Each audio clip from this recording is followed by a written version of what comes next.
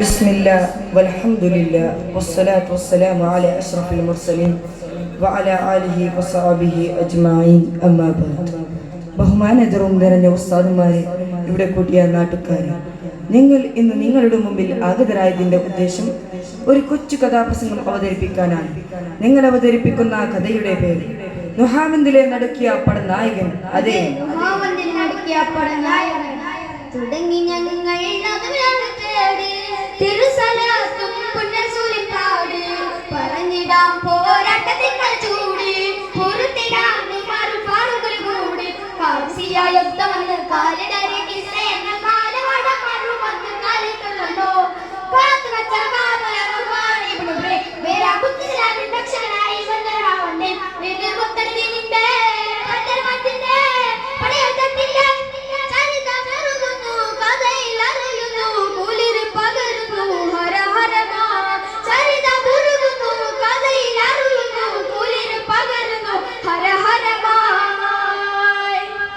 രാജവീരനായ ഉമറുൽ ഫാറൂഖിന്റെ ഭരണകാലം Saad Ibnu അബീ വഖാസിന്റെ സൈന്യം കിസ്ര കോട്ട തകർത്ത് ഖാദിസിയ യുദ്ധം വിജയിച്ചു. സന്തോഷ നിമിഷം. ഖാദിസിയക്കിടയിൽ കുന്നുകൂടി കിടക്കുന്ന കബന്ധങ്ങൾക്ക് പകരം ചോദിക്കാൻ പേർഷ്യ കോപ്പുകൂട്ടി. ഇത്തവണ യുദ്ധം ചെയ്യാൻ ഉമറുൽ ഫാറൂഖ് തീരുമാനിച്ചു. പക്ഷേ അനുയായികൾ പറഞ്ഞു, വേണ്ട അമീറുൽ, അങ്ങ് യോഗ്യനായ ഒരു പടനായകനെ നിയോഗിച്ചാലും. അങ്ങനെയെങ്കിൽ ശത്രുക്കളെ കണ്ടപ്പോൾ ശരവേഗതയിൽ ആക്രമിക്കുന്ന ഒരു ധീരയോദ്ധാവിനെ ഞാനിതാ പറഞ്ഞേക്കാം.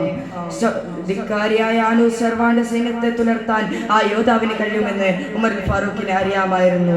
അതുകൊണ്ട് ഖലീഫ ഉമർ കത്തെഴുതി, അതെ, നമ്മുടെ കഥാനായകൻ നൗമാൻ ഇബ്നു മുഖ്രിം മിൻ ഉമർ ഇബ്നു ഖത്താബ് ഇലാ നൗമാൻ ഇബ്നു മുഖ്രിം.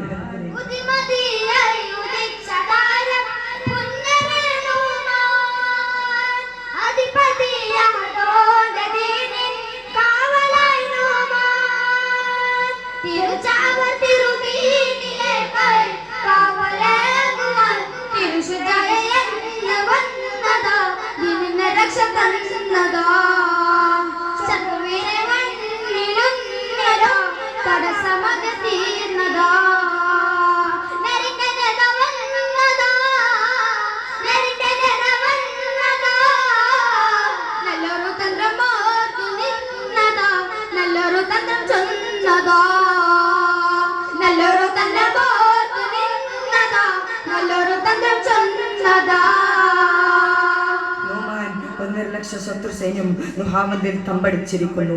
ശങ്കിച്ചു നിൽക്കാൻ സമയമില്ല, ഉടനെ പുറപ്പെടുക. കൽപ്പന കേൾക്കേണ്ട താമസം നൗമാൻ തന്റെ സംഘവുമായി കുതിച്ചു. ശത്രുക്കളുടെ തന്ത്രം മനസ്സിലാക്കാൻ ബുദ്ധി സാമർഥ്യവും തന്റെ ഇടപാടുമുള്ള ഒരു രഹസ്യ സംഘത്തെ നൗമാൻ നിയോഗിച്ചിരുന്നു. നുഹാവന്തിന്റെ അടുത്തെത്തിയ സംഘത്തിലെ കുതിരകൾ പെട്ടെന്ന് നിന്നു.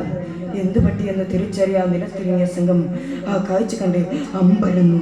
അതെ, മുസ്ലിം സൈന്യത്തെ തടയാൻ പേർഷ്യ പട്ടാളം നിലത്ത് മുഴുവനും ഇരുമ്പാണികൾ നിലത്തിയിരിക്കുന്നു. മുസ്ലിം സൈന്യത്തിന്റെ കുതിരകൾ അതിൽ കുതിച്ചു വരുമ്പോൾ അതിൽപ്പെട്ട് നിലം പതിക്കണം എന്നതായിരുന്നു അവരുടെ ലക്ഷ്യം. തടസ്സം മനസ്സിലാക്കിയ സംഘം നൗമാൻ ഇബ്നു മുഖ്രിമിനോട് രംഗം വിവരിച്ചു. ബുദ്ധിമാനായ നൗമാൻ അവരോട് പറയുകയാണ്,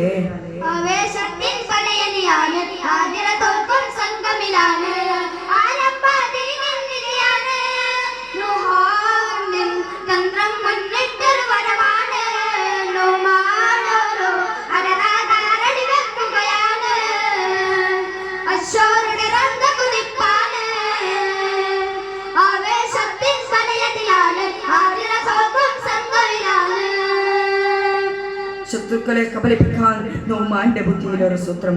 അവൻ തന്റെ സംഘത്തോട് മന്ത്രിച്ചു, നിങ്ങൾ ശത്രുക്കൾ കാണുവിധം ചൂട്ട് കത്തിച്ച് ശബ്ദമുണ്ടാക്കി ഓടണം. അവർ നിലർത്തി ഇരുമ്പാണികളെ കണ്ട് മുസ്ലിം സൈന്യം പിന്തിരിഞ്ഞ് ഓടിയെന്ന് ധരിച്ച് അവർ ആ തടസ്സം നീക്കം ചെയ്യണം. ഉടനെ നമ്മുടെ സൈന്യം അവരെ ആക്രമിക്കുകയും ചെയ്യണം.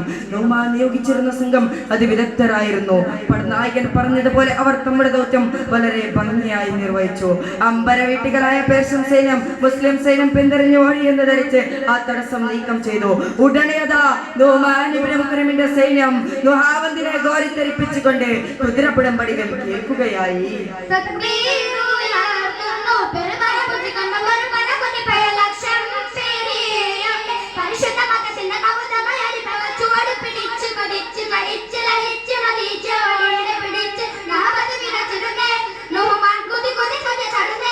സൈന്യം പെരുത ചിടത് പൊന്തുടി ചൂടി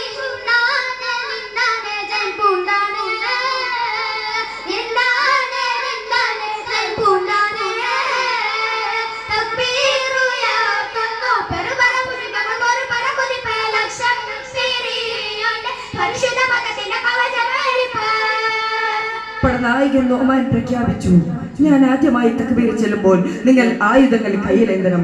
രണ്ടാമത്തെ തക്ബീർ ചെല്ലുമ്പോൾ നിങ്ങൾ യുദ്ധത്തിന് തയ്യാറാവണം.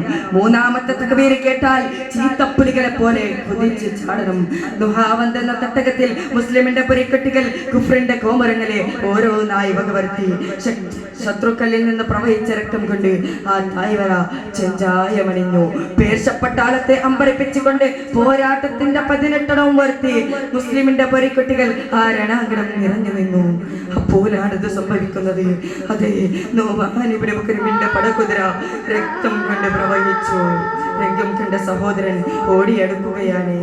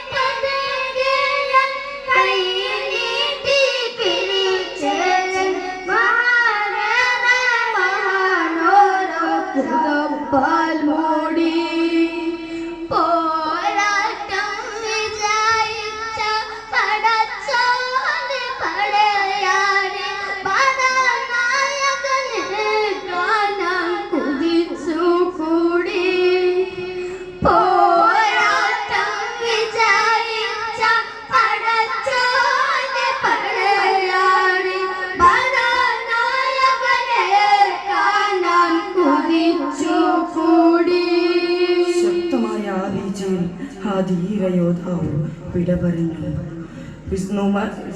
ഇസ്ലാമിന്റെ പതാക നോമാൻ ഇബ്നു ബക്രിന്റെ കയ്യിൽ നിന്ന് നിലത്തേക്ക് വീഴാനാഞ്ഞു. രംഗം കണ്ട സഹോദരൻ ഇസ്ലാമിന്റെ പതാക കയ്യിലേന്തി. അവൻ തങ്ങളുടെ പടനായകൻ നിലം പതിഞ്ഞു തെറിഞ്ഞാൽ മുസ്ലിമിന്റെ സൈന്യം ചിതറിപ്പോകും. അതൊരിക്കലും സംഭവിച്ചുകൂടാ. നോമാൻ ഇബ്നു ബക്രിന്റെ ശരീരം ഒരു പുതപ്പ് കൊണ്ട് മൂടി. ആ സഹോദരൻ പേർശപ്പട്ടാളത്തിന്റെ നേരെ കുതിച്ചു. ആ തായ്വരയിൽ നിന്ന് ശത്രുപരിശ പിരണ്ടോടി. ഇസ്ലാമിന്റെ പൊരിക്കെട്ടികൾ പരസ്പരം വിജയപേരം മുഴക്കി. അവർ പരസ്പരം അങ്ങോട്ടും ഇങ്ങോട്ടും നോക്കി. തങ്ങളുടെ പടനായകനെവിടെ, തങ്ങളുടെ പടനായകനെ എന്ത് പറ്റിയെന്ന് അറിയാതെ പകച്ചു നിൽക്കുന്നവരുടെ മുന്നിൽ ആ സഹോദരൻ കടന്നു വന്ന് ആ മൂടുപട നീക്കുകയാണ്.